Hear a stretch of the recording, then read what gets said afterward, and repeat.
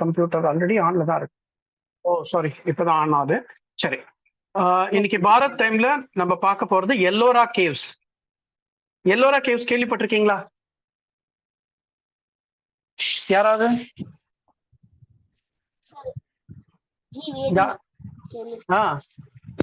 வேதின் சொல்லுங்க. Okay, Ellora caves நாம இன்னைக்கு ஒரு விர்ச்சுவல் டூரே போறோம். இங்க பாருங்க, இது இது ரொம்ப ஹை லெவல்ல ஹெலிகாப்டர் ஷாட் மாதிரி எடுத்திருக்கிறாங்க. இது எப்படி இருக்குன்னா, ஒரு மலை இருக்கு, அந்த மலைக்கு மேல இருந்து அப்படியே பள்ளமா வந்து ஒரு கோயில் செதுக்கி இருக்கிறாங்க. மலை மேல இருந்து செதுக்க ஆரம்பிச்சு கோயில் செதுக்கி இருக்காங்க. இங்க இருந்து பார்த்தா அதோட அது எவ்வளவு பெருசுன்றது நமக்கு சரியா தெரியல. நம்ம அடுத்தடுத்து படங்களும் வீடியோவும் பார்க்கும்போது அது எவ்வளவு பெருசா இருக்கும், இது எவ்வளவு கஷ்டமான ஒரு வேலை அப்படின்றத நம்ம புரிஞ்சுக்குவோம். இங்க சின்னதா என்னோட மவுஸ் பாயிண்டர் தெரியுதா? மவுஸ் பாயிண்டர் தெரியுதா இங்க வாசல் கிட்ட? அங்க சின்ன சின்னதா புள்ளி மாதிரி, அங்க சின்ன சின்னதா புள்ளி மாதிரி தெரியறவங்க எல்லாம் மனுஷங்க. அப்ப இந்த கோயில் எவ்வளவு பெருசா இருக்கும் அப்படிங்கறத நீங்க கற்பனை பண்ணிக்கோங்க. இவங்க என்ன பண்ணிருக்காங்க, ஒரு மலை மேல ஏறிட்டு மலையில இருந்து மேல இருந்து கீழே பார்க்க செதுக்கிட்டே போயிருக்காங்க.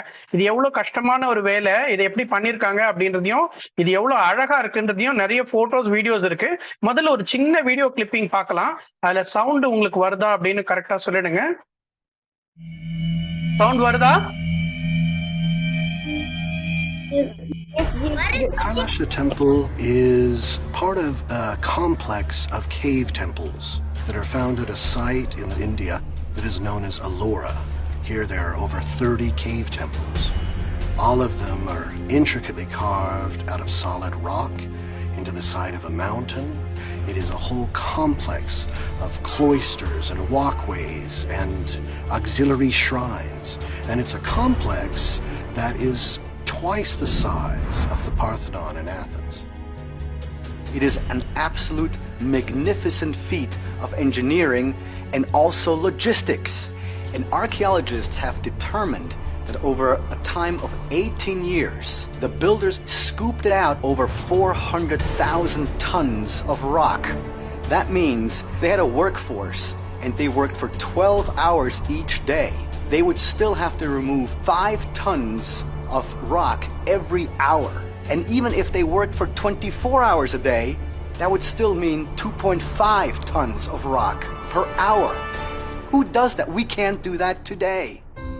In The Secret Doctrine by Madame H.P. Blavatsky, a mystical compendium authored in 1888, she asserts that the European scholars and archaeologists are all wrong about sites like Ellora.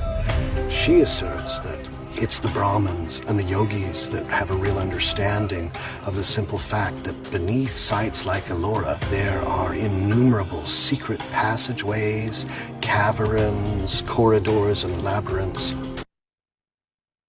Okay, அவ்வளவுதான். இது ஒரு சின்ன கிளிப்பிங். இது வந்து ஹிஸ்டரி சேனல்ல இருந்து எடுத்தேன். எல்லாருக்கும் சவுண்ட் கேட்டதா? அவங்க பேசுனது புரிஞ்சுதா?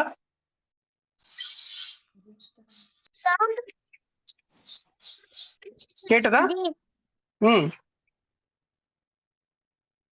சொல்லுங்க, அவங்க பேசுனது புரிஞ்சுதா? கொஞ்சம் கொஞ்சம் தான் ஜி புரிஞ்சுது. சத்தம் கொஞ்சம் கொஞ்சம் குறைஞ்சுக்கிட்டே போச்சு. ஓ நல்லது. சரி, இது வந்து 18 வருஷத்துல இவ்வளவு பெரிய கோயில அவங்க செதுக்கி இருக்காங்க. இந்த கோயிலை செதுக்கிறதுக்கு அவங்க 18 வருஷம் எடுத்துட்டு இருக்காங்க. ஒரு மலையே செதுக்கி இந்த மாதிரி ஒரு கோயில் உருவாக்கி இருக்காங்க. இது எப்படி உருவாக்கி இருக்காங்கன்னு பாத்தீங்கன்னா, சும்மா வந்து அப்படியே ஒரு பொம்மை மாதிரி இல்ல. இதுக்குள்ள வந்து ரூம்ஸ் மாதிரி, படிக்கட் மாதிரி, கீழே இருக்கிற படிக்கட் வழியா வந்து மாடிக்குள்ள வரலாம். உள்பக்கமாவே படிக்கட் மாதிரி செதுக்கி இருக்கிறாங்க. இந்த ஒரு அழகான ஒரு பில்டிங்கே ஒரு மலையை கொடைஞ்சு உருவாக்கி இருக்கிறாங்க. இதுக்கு வந்து 18 வருஷம் ஆயிருக்கு. 18 வருஷத்துல அவங்க வந்து 4 லட்சம் டன் கற்களை இந்த மலையில இருந்து வெட்டி எடுத்திருக்கிறாங்க. 4 லட்சம் டன்னை வெட்டி எடுக்கிறது ஒரு பெரிய வேலைன்னா, அதை பக்கத்துல எங்கேயும் கொட்டினா வேலை செய்ய முடியாது, மலை மாதிரி கிடக்கும். அப்போ அதை வந்து வேற இடத்துக்கு மூவ் பண்ணணும். அவங்க வந்து 1 மணி நேரத்துக்கு 5 டன் கல்லை வந்து வெட்டி எடுத்து வெளியில அனுப்பியிருக்காங்க. இன்றைக்கு இருக்கிற மாடர்ன் மெஷினரியால கூட நம்மளால இதை பண்ண முடியாதுன்னு அந்த வெள்ளைக்காரர் சொல்றாரு. அதுக்கப்புறமா அவங்க பேசுறதெல்லாம் பாத்தீங்கன்னா, நீங்க ஹிஸ்டரி சேனல்ல வந்து தேடி பாத்தீங்கன்னா இந்த வீடியோ கிடைக்கும், எல்லோரா கேவ்ஸ்னு. அவங்க என்ன சொல்றாங்க, இது ஏலியன்ஸ் வந்து கட்டியிருப்பாங்க அப்படின்னு. அவங்களால வந்து இந்தியன்கள் வந்து ஒரு 1500 வருஷத்துக்கு முன்னாடியே இவ்வளவு மாடர்ன் ஒரு ஒரு பெரிய வேலையை செஞ்சிருக்காங்கன்றதை நம்ப முடியல. அதனால அவங்க ஏலியன்ஸ் சொல்றாங்க. ஆனா இது வந்து நம்ம இந்தியன்கள் செய்தது 1500 வருஷத்துக்கு முன்னாடியே இவ்வளவு பிரம்மாண்டமான ஒரு விஷயத்த பண்ணிருக்காங்க. நம்ம கிட்ட வந்து அத்தனை அழகான திட்டமிடல் இருந்தது, கட்டிடக்கலை இருந்தது. அது மட்டும் இல்ல, இது பிரம்மாண்டமா பெருசா இருக்குன்றது மட்டும் இல்ல. இங்க பாத்தீங்கன்னா தெரியும் எவ்வளவு சின்ன உருவம், ஒருத்தர் உள்ள போயிட்டு வர்றாருன்னு. இந்த மலையை எப்படி குடைஞ்சு அழகழகான கோயில்கள், பல அடுக்கு மாடி மாதிரி ரூமு, அழகான சிற்பங்கள். அப்புறம் இங்க பாத்தீங்கன்னா இது இது வந்து லாஸ்டா பேஸ்மெண்ட் பிளாக். இதோட சைஸ் மட்டும் பாத்தீங்கன்னா எவ்வளவு பெருசா இருக்குன்றது, அப்ப இந்த மொத்த கோயில் எவ்வளவு பெருசா இருக்கும் அப்படின்றது நீங்களே கற்பனை பண்ணி பார்க்கலாம். இந்த இது அது மட்டும் இல்லாம ஏதோ வந்து இப்படி பண்ணிருக்காங்கன்றது இல்ல, இதுல இன்னும் கொஞ்சம் நுணுக்கமான இதெல்லாம் பக்கத்துல இருக்கிற போட்டோஸ் எல்லாம் நீங்க தேடி பாத்தீங்கன்னா ரொம்ப அழகான சிற்பங்கள்லாம் செதுக்கியிருக்காங்க. சின்ன செவர்ல இருந்து, இங்க ஒரு சின்ன செவர் மாதிரி நம்ம பாக்குறோம், இங்க ஒரு சின்னதா தெரியுது இல்லையா, இதை க்ளோஸ் அப்ல ஜூம் பண்ணி பாத்தீங்கன்னா நிறைய அழகழகான சிற்பங்கள் இருக்கு. அப்ப இது இத்தனை பெரிய வேலையை எவ்வளவு அழகா நம்ம இந்தியன்ஸ் செஞ்சிருக்காங்க, அதுவும் ஒரு 1500 வருஷத்துக்கு முன்னாடி. இன்னைக்கு உலகமே பார்த்து ஏலியன்ஸ் பண்ணிருப்பாங்கன்னு சொல்ற அளவுக்கு நம்ம கிட்ட அன்னைக்கு டெக்னாலஜி, கட்டிடக்கலை எல்லாம் இருந்தது. இதுதான் நம்ம இன்னைக்கு தெரிஞ்சுக்கிறது. முடிந்தா நாம இங்கெல்லாம் விசிட் பண்ணி பார்க்கணும். நல்லா இருக்கா இந்த இடம்? நீங்க போய் பாப்பீங்களா? ஆர்வம் இருக்கா உங்களுக்கு? இருக்கு ஜி. ஆனா எங்க இருக்குன்னு சொன்னீங்க? நீங்க ஒண்ணு பண்ணுங்க, நான் இதோட விக்கிபீடியா பேஜை எடுத்தேன், ஆனா அதை டெலிபரேட்டாவே வந்து விட்டுட்டேன். இது பத்தின ஒரு டீடைல் கலெக்ட் பண்ணி எனக்கு அப்புறமா குரூப்ல போடுங்க. யாரு கட்டினாங்க, எந்த செஞ்சுரியில என்ன பண்ண, எந்த கிங், எங்க இருக்கு, இது எத்தனை ஏக்கர் பரப்பளவு, இது வந்து யுனெஸ்கோவோட அந்த மானுமெண்ட், நேஷனல் ஹெரிட்டேஜ், அந்த இது கல்ச்சுரல் ஹெரிட்டேஜ் இதுல இருக்கு. ஸோ இதோட டீடைல் கேதர் பண்ணி போடணும் நீங்க, சரியா? எல்லோரா கேவ்ஸ் இது பேரு. எல்லோரா கேவ்ஸ் இதோ இருக்கு பாருங்க, எல்லோரா கேவ்ஸ். சரி, நம்ம இன்னைக்கு ஸ்டோரி டைம் போலாம். ஸ்டோரி டைம்ல வந்து இன்னைக்கு நம்ம பார்க்க போறது வந்து முனையாடுவர். முனையாடுவார்ன்றது வந்து ஒரு காரண பெயர் தான். முனைனா போர் முனை, அடுவார்னாலும் அடுதல்னாலும் சண்டை போடுறது, போர் முனையில சண்டை போடுறவர் அப்படின்றது தான் இவரோட பேரு. இவரோட நிஜ பேர் நமக்கு தெரியல. இவர் வந்து வேளாளர் குலத்துல பிறந்தவர். நாம ஒவ்வொரு முறையும் நம்ம குலம் பத்தி பேசுறோம். ஏன் அப்படின்றது நான் ஏற்கனவே சொன்னேன்.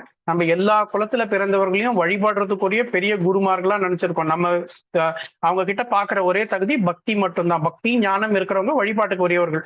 நம்ம கிட்ட வந்து இந்த குலம் உயர்ந்தது அந்த குலம் தாழ்ந்ததுன்னு கிடையாது. அதுக்காக தான் நம்ம ஒவ்வொரு தடவையும் இதை பாக்குறோம். அப்புறம் அவதரித்த நாள் புரட்டாசி மகம். நான் ஏற்கனவே சில முறை சொல்லியிருப்பேன், நம்ம வந்து எப்பவுமே பிறந்த நாள் கொண்டாடுறது வந்து நம்ம தமிழ் மாதத்துல எந்த நட்சத்திரத்துல பிறந்தமோ ஜன்ம நட்சத்திரத்தை கொண்டாடுறது தான் நம்மளுடைய வழக்கம். அவதரித்த நாள். அப்புறம் பூசை நாள். பூசை நாள்ன்றது வந்து அவங்க சமாதியான நாள் தான் வந்து பூசை நாள். அப்புறம் அவதார தலம் இது நீடூர். நீடூர்ன்றது வந்து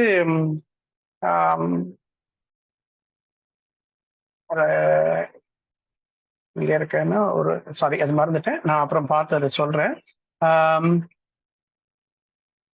இவரோட கதை என்னன்னா, முனையாடுவார் அப்படின்றவர் வந்து ஒரு சின்ன படை வச்சிருப்பாரு. அந்த காலத்துல மன்னர்கள் வந்து பெரிய சக்கரவர்த்திகள்லாம் வந்து அவங்களுக்குன்னு ஒரு படை வச்சிருப்பாங்க. அது நிரந்தரமான படையா இருக்கும். அவங்க வந்து போர் தொழில் மட்டும்தான் பண்ணுவாங்க. ஆனா இந்த சிறு சிறு குறுநில மன்னர்கள் இருப்பாங்க இல்லையா, அவங்களுக்கு வந்து நிரந்தரமான படை இருக்காது. ஏன்னா அவங்களுக்கு அவங்க ஆட்சியில சில கிராமங்கள் தான் இருக்கும், ஒரு 4-5 கிராமங்கள் இருக்கும். அதுக்கு ஒரு குறுநில மன்னர் இருப்பாரு. அவங்க வந்து என்ன, அவங்க படை ஏதாவது யாராவது அந்நியர்கள் தாக்குதல் நடத்தும் போதுதான் படை திரட்டுவார்கள். இந்த படை திரட்டுறதுன்ற ஒரு வார்த்தை கேள்விப்பட்டிருக்கீங்களா?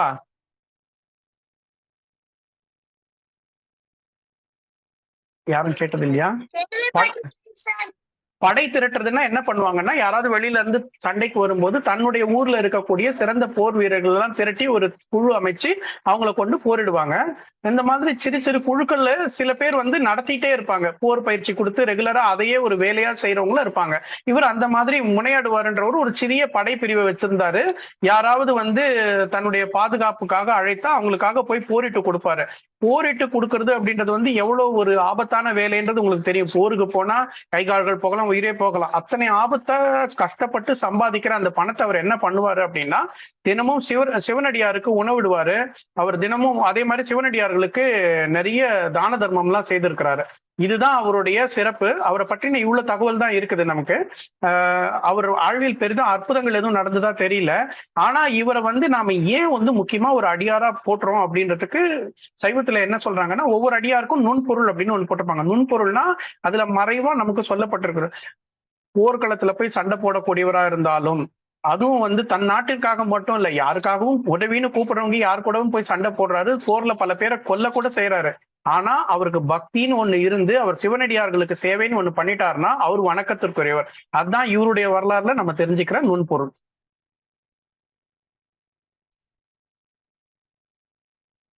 நாம இப்ப மெமரி கேம் போறோம். மெமரி கேம் நாம இப்ப என்ன பண்ணலாம், நாம ரொம்ப வாரமா சில விஷயங்கள் ரிவைஸ் பண்ணாம விட்டுட்டோம். அது அப்புறம் மறந்து போச்சுன்னா போயிடும். அதனால நாம இப்ப நம்பர் மெமரைஸ் பண்ற விஷயங்களையே இன்னொரு முறை இப்ப ரிவைஸ் பண்றோம். இப்ப முதல்ல வந்து 20 டிஜிட் நம்பர். எல்லாரும் ரெடியா? டைம் ஸ்டார்ட் பண்ணலாமா? என்ன யாருமே பதில் சொல்ல? ஓகே உங்க okay okay okay story form பண்ண ட்ரை பண்ணுங்க. ஸ்டோரி ஸ்டார்ட் பண்ணுங்க. 2 மினிட்ஸ்ல நான் இந்த ஸ்கிரீன் மாத்திடுவேன். அதுக்கப்புறம் நீங்க நம்பர் சொல்லணும், ஸ்டோரி சொல்லணும்.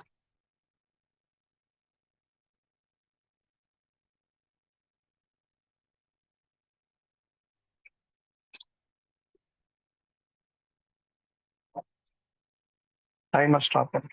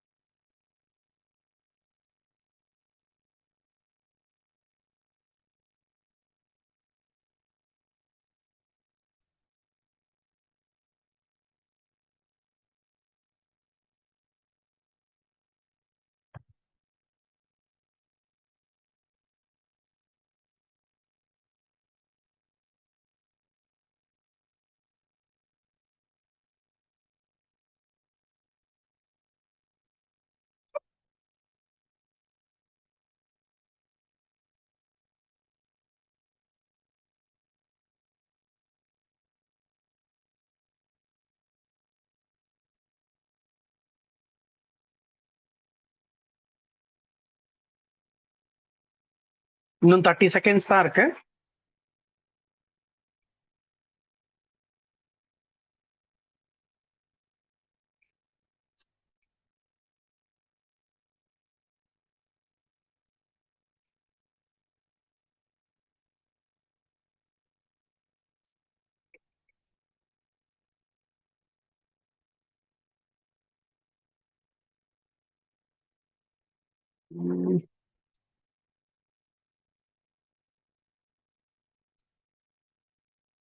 ஓகே,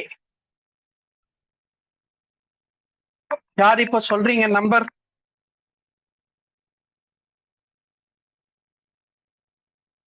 யார் நம்பர் சொல்ல ட்ரை பண்றீங்க?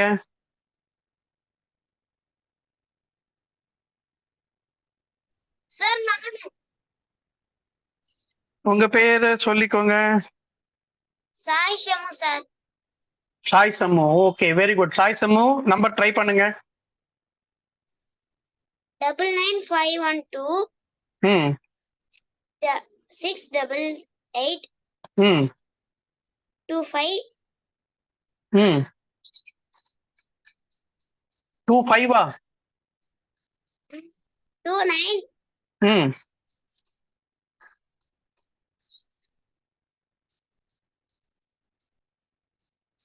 73 ம் 468 ம் 7 ம் 13 713 3 okay okay 37. Okay 7137 okay great. இது எப்படி ஞாபகம் வச்சுக்கிட்டீங்க அந்த கதையை சொல்றீங்களா?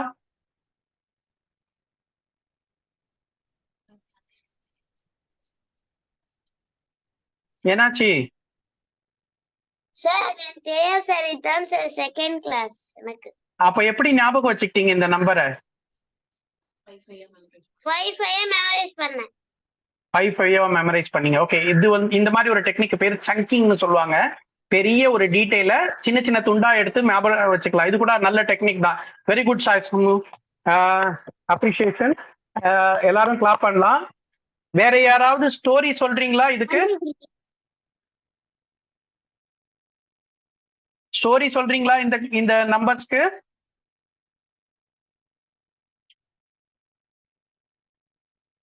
சரி, வேற யாராவது இந்த ஸ்டோரி மூலியமா நம்பர் ஞாபகம் வச்சுக்கிறது தெரியாது, இதுதான் ஃபர்ஸ்ட் கிளாஸ் அப்படின்னு இருக்கீங்களா?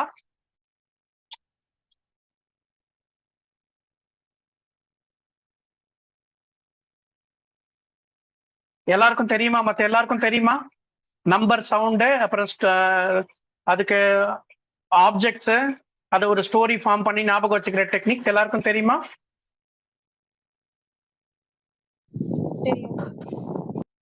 யாருக்காவது தெரியாதா? சார் எனக்கு தெரியாது. யாரு? ஷாம்லா. ஷியாமலா. ஓகே, இப்போ எல்லாரும் புதுசா வந்திருக்கிறவங்களுக்காக நம்ம என்ன பண்றோம், இது எல்லாத்தையும் ஒரு முறை டக்குன்னு ரிவைஸ் பண்றோம். இது வந்து ஒரு டேபிள். இது வந்து இப்போ நம்ம இந்த கிளாஸ் முடிஞ்சதுக்கு அப்புறம் அனு மேடம் ஷேர் பண்ணுவாங்க. இது என்னன்னா ஒரு ஒரு நம்பருக்கும் ஒரு சவுண்டு. இந்த சவுண்டு நீங்க மனப்பாடம் பண்ணிக்கணும்.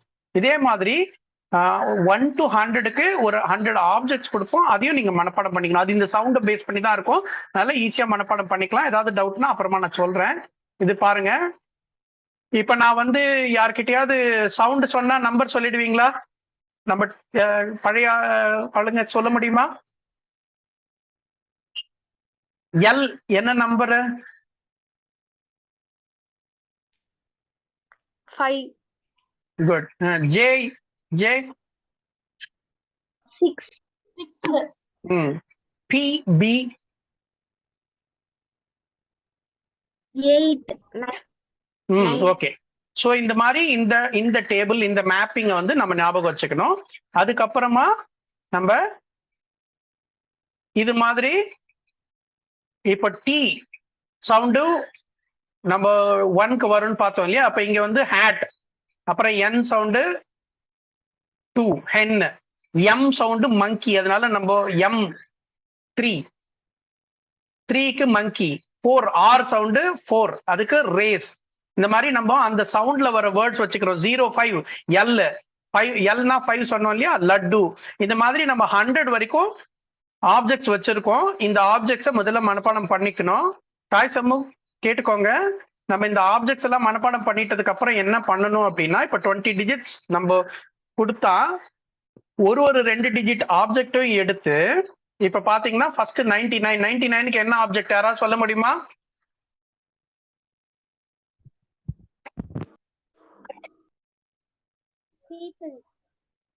பீப்புள். 99க்கு பீப்புள். சோ அந்த ஆப்ஜெக்ட் எடுத்துட்டு நம்ம அடுத்த 2 நம்பர் என்னது? 51. அதுக்கான ஆப்ஜெக்ட் இப்படியே வச்சுட்டு அதை வச்சு ஒரு ஸ்டோரி ஃபார்ம் பண்ணணும். அந்த ஸ்டோரி ரொம்ப வியர்டா இருக்கணும், கலர்ஸ் யூஸ் பண்ணணும். இதெல்லாம் ஞாபகம் இருக்கா?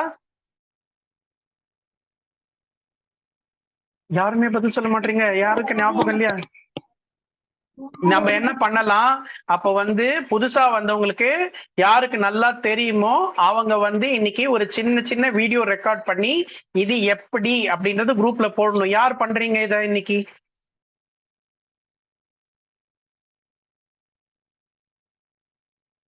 யார் பண்றீங்க?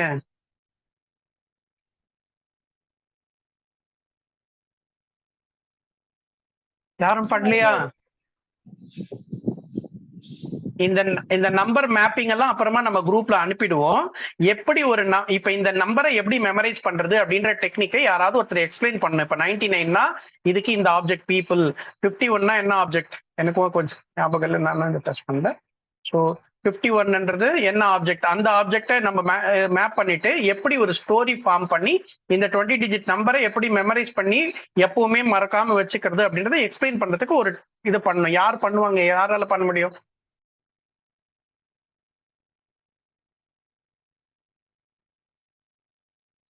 யாரும் பண்ண மாட்டீங்களா? யாராவது ஒருத்தர் எடுத்துக்கோங்க. சரி, அப்போ ஒண்ணு நான் என்ன நினைக்கிறேன் அப்படின்னா, அப்ப இருக்கிற எல்லாருக்குமே நாம இதை முதல்ல இருந்து திரும்ப இதை ஸ்டெப் பை ஸ்டெப்பா எடுக்கலாம். அப்ப அடுத்த வாரத்துல இருந்து இதே டெக்னிக் தான் நம்ம இன்னும் கொஞ்சம் டீட்டெயில்டா பார்க்க வேண்டியது இருக்கும். அப்ப அடுத்த வாரத்துக்குள்ள நம்ம எல்லாரும் என்ன பண்ணணும்னா, இந்த போனடிக் சவுண்டும் இந்த டேபிள்ல இருக்கிற 30 வரைக்கும் மனப்பாடம் பண்ணிட்டு வந்துடணும். சரியா? அது பண்ணலாமா? அப்பதான் நம்ம very good very good. So அடுத்த வாரத்துக்குள்ள இந்த 2 ஸ்லைட் மட்டும் மனப்பாடம் பண்ணிட்டு வாங்க. அப்புறம் அதுக்கு அடுத்த வாரம் இந்த ஸ்லைட், இப்படி நம்ம கொஞ்சம் கொஞ்சமா 100 வரைக்கும் போகணும். அதுக்கப்புறம் எப்படி வந்து எவ்வளவு பெரிய நம்பரா இருந்தாலும் எப்படி ஒரு ஸ்டோரி ஃபார்ம் பண்ணி ரொம்ப நாள் ஞாபகம் வச்சுக்கிறதுன்ற டெக்னிக்கா பார்க்கலாம். ஆனா அதுக்கு இது பேஸ். ஸோ அடுத்த வாரம் இந்த 2 ஸ்லைடும் ஞாபகமா வரணும். நாம கொஸ்டின் கேட்போம், பதில் சொல்லணும். சரியா? ஓகேவா? ஸோ நம்ம இப்ப சரி, அப்ப நம்ம இப்ப என்னென்ன பண்றோம் தெரியுமா? இந்த இது முடிஞ்சதுக்கு அப்புறம் நாம வந்து எல்லோரா கேவ்ஸ் பத்தின டீடைல்ஸ் எடுத்துட்டு வாய்ஸ்ல ரெக்கார்ட் பண்ணி, வாய்ஸோ வீடியோவோ ரெக்கார்ட் பண்ணி அனுப்பணும். சரியா? பண்ணுவீங்களா? Okay, great.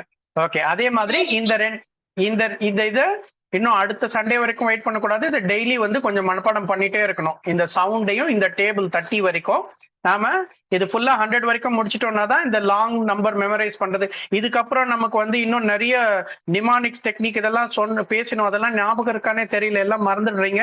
திருப்பி ஒரு முறை அதை எல்லாத்தையுமே பார்க்கலாம். நம்ம நிமானிக்ஸ் எப்படி பண்றது, ஸ்டோரி ஃபார்மேஷன் எப்படி பண்றது, இதன் மூலியமா எப்படி வந்து நம்ம பீரியாடிக் டேபிள் ஞாபகம் வச்சுக்கிறது, பிளானட்ஸ் ஞாபகம் வச்சுக்கிறது, இல்ல எனி லிஸ்ட் ஆஃப் ஆப்ஜெக்ட்ஸ், நிறைய லிஸ்ட் ஆஃப் ஆப்ஜெக்ட் கொடுத்தா கூட எப்படி வந்து அதை வந்து அதே சீக்வன்ஸ்ல ஞாபகம் வச்சுக்கிறது, இந்த டெக்னிக்ஸ்லாம் இப்போ பார்க்கலாம். முதல்ல நம்ம இதுல இருந்து அப்ப ஸ்டார்ட் பண்ணலாம். நெக்ஸ்ட் வீக் நம்ம இதை வந்து திரும்பி இன்னொரு முறை ரிவைஸ் பண்ணுவோம். இந்த 2 ஸ்லைட் வரைக்குமாவது நெக்ஸ்ட் வீக் மனப்பாடம் பண்ணிட்டு வரணும். ஓகே, அடுத்த செக்ஷன் போலாமா? Shloka time. Okay, shloka time. இப்ப என்னன்னா, வழக்கமா நம்ம சித்தர் பாடல்கள் பார்ப்போம், சித்தர் பாடல்களுக்கு அர்த்தம் பார்ப்போம். இந்த ஒரு முறை வந்து சித்தர் பாடல் இல்லாம ஒரு பக்தி பாட்டு பார்க்க போறோம். ஒரு கம்பராமாயணத்துல இருந்து ஒரு ஹனுமான் பற்றிய ஸ்லோகம். இந்த ஸ்லோகத்துல என்ன வந்து ரொம்ப ஒரு சிறப்பு அப்படின்னா, ஹனுமான் பற்றின ஸ்லோகம். இது நம்ம டெய்லி சொன்னா நமக்கு நிறைய நல்லதுகள் நடக்கும். ஹனுமான் பத்தி கேட்டிருக்கீங்க இல்லையா? புத்திர் பலம் யசோதீரம் நிர்பயத்துவம் அரோகதா அஜாட்டியம் வாக்குடுத்தும் அப்படின்னு எல்லாம் சொல்லுவாங்க. அதாவது அவருக்கு வேண்டினா புத்தி, பலம், தைரியம், சுறுசுறுப்பு, ஆரோக்கியம், புகழ், செல்வம் எல்லாம் கிடைக்கும் அப்படின்னு அந்த ஸ்லோகம் சொல்லுது. நம்ம அதே மாதிரி இப்ப தமிழ்ல பார்க்க போறோம். இதுல வந்து நான் முதல்ல அந்த ஸ்லோகத்தை ஒரு முறை சொல்லிடுறேன். கம்பராமாயண பாடல் இது. 5லே 1 பெற்றான், 5லே 1 தாவி, 5லே 1 ஆறாக ஆரியர்க்காக ஏகி, 5லே 1 பெற்ற அணங்கு கண்ட அயலார் ஊரில் 5லே 1 வைத்தான், அவன் எம்மை அடித்து காப்பான். தெரியுமா இது யாருக்காவது?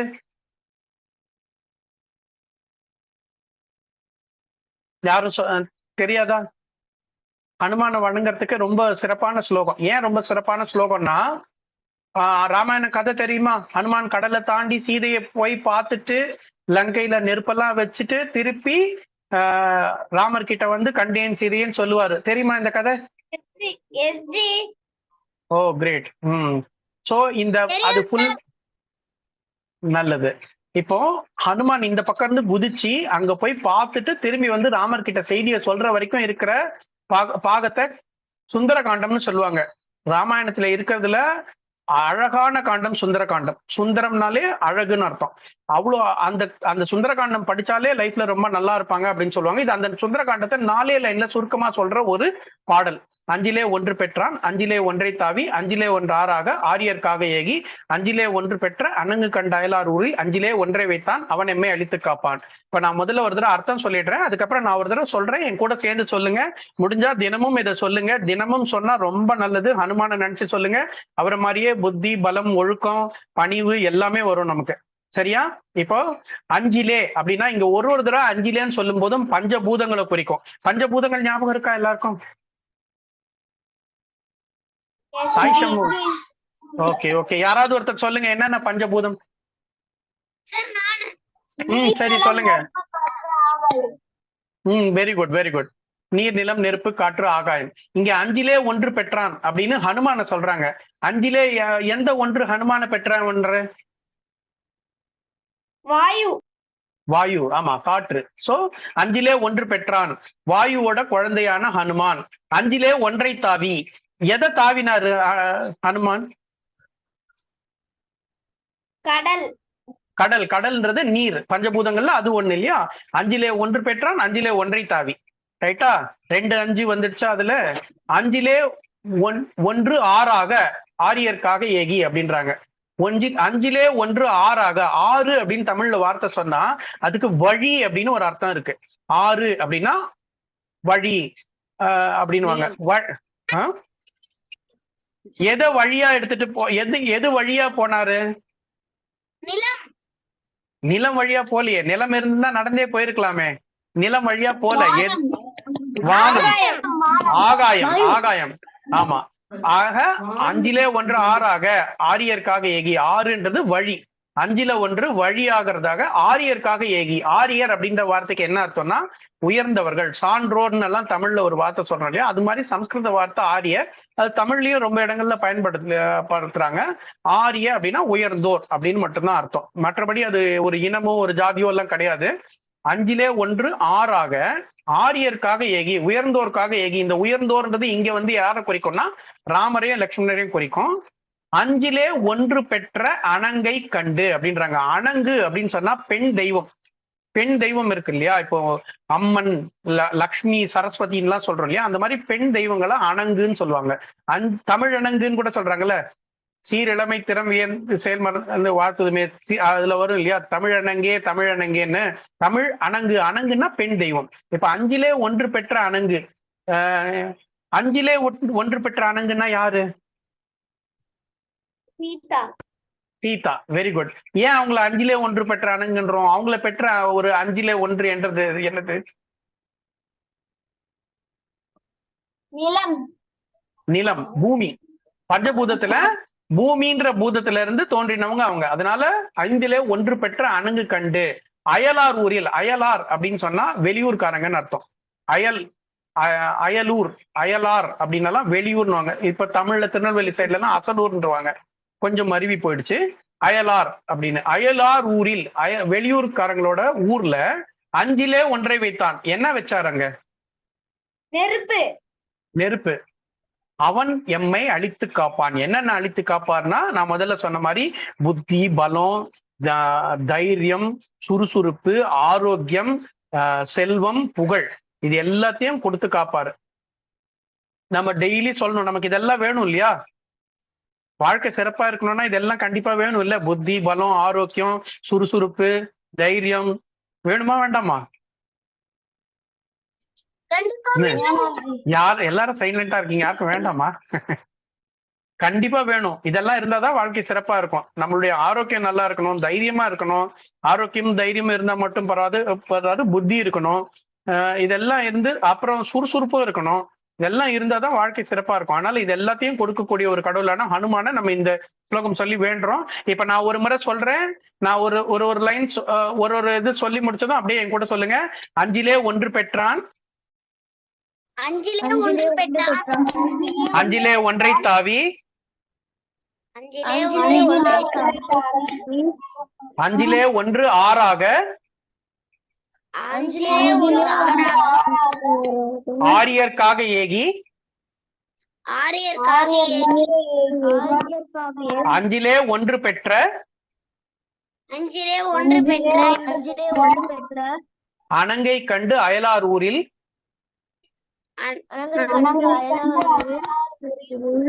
அஞ்சிலே ஒன்றை வைத்தான், அஞ்சிலே ஒன்றை அவன் எம்மை அழித்து காப்பான்.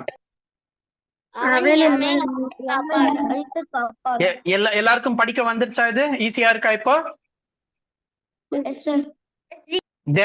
தினமும் சொல்லணும். இது ஹனுமான் அருள் கிடைக்கும், நமக்கு எல்லா நல்ல விஷயங்களும் கிடைக்கும். சரியா? இப்போ அடுத்தது நன்றி செலுத்துதல். இது யாராவது பயிற்சி பண்றீங்களா? எல்லாரும் பண்ணுவீங்கன்னு நம்புறேன் நானு. பண்றீங்களா? Very good. யாரு? வர்ஷாவாது? ஷியாமலாவா? Varsha. Very good, very good. இது பிரிண்ட் அவுட் எடுத்து ஒட்டி வச்சிருக்கீங்களா? ஓகே. தினம் காலையில எழுந்ததும் ஒரு முறை படிக்கணும். அதே மாதிரி நைட்டு படுக்க போறதுக்கு முன்னாடி படிச்சுட்டு வச்சுட்டு படுக்க போகணும்.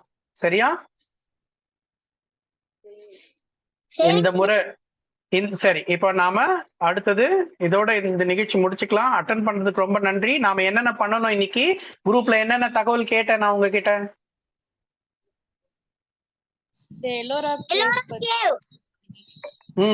எல்லோரா கேவ்ஸ் பத்தி நீங்க கொஞ்சம் படிச்சு பார்த்துட்டு என்னென்ன சொல்ல முடியுமோ வீடியோ இல்ல ஆடியோ போடுங்க, பார்க்கலாம் நீங்க என்ன சொல்றீங்க, எவ்வளவு தகவல் கொடுக்குறீங்கன்னு. அப்புறமா இந்த சவுண்ட் டு நம்பர் மேப்பிங் படிச்சுக்கோங்க. நம்ம மெமரி டெக்னிக் எல்லாத்தையுமே ஒரு முறை ரிவைஸ் பண்ணிடலாம். நம்ம நிமானிக்ஸ் எல்லாம் படிச்சோம், ஞாபகம் இருக்கா உங்களுக்கு?